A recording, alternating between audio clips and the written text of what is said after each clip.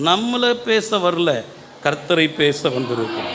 அவருடைய பெருமையை பேச வந்திருக்கிறோம். அவருடைய மகிமையை கொண்டாட வந்திருக்கிறோம். கையை உயர்த்தி அல்லேலூயா சொல்லுங்க. இன்னும் கம்பீரமா ஒரு அல்லேலூயா சொல்லுங்க.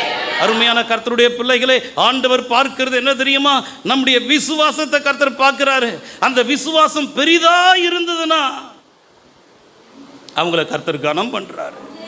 அந்த விசுவாசம் அவரை ஆச்சரியப்படுத்திச்சு அப்படின்னா அந்த விசுவாசம் உள்ளவர்களை கர்த்தர் கனம் பண்றாரு. கனம் பண்ணா என்ன நடக்கும்? அந்நாழிகையிலே தானே, அந்நேரமே தானே, உன்னை இமைப்பொழுதிலே, உன்னை நொடி பொழுதிலே, அந்நாழிகையிலே, அந்நேரத்திலே உன்னை சுகப்படுத்த கர்த்தர் வல்லவராக இருக்கிறார். அப்ப அவர் உன் மேல மனதுருக நீ என்ன செய்யணும்? அதை பாரு. அவர் என் மேல மனதுருகணும். அவருடைய மனதுருக்கம், அவருடைய இரக்கம், அவருடைய தயவு என் மேல வரணும். அதுக்கு நான் என்ன செய்யணும்?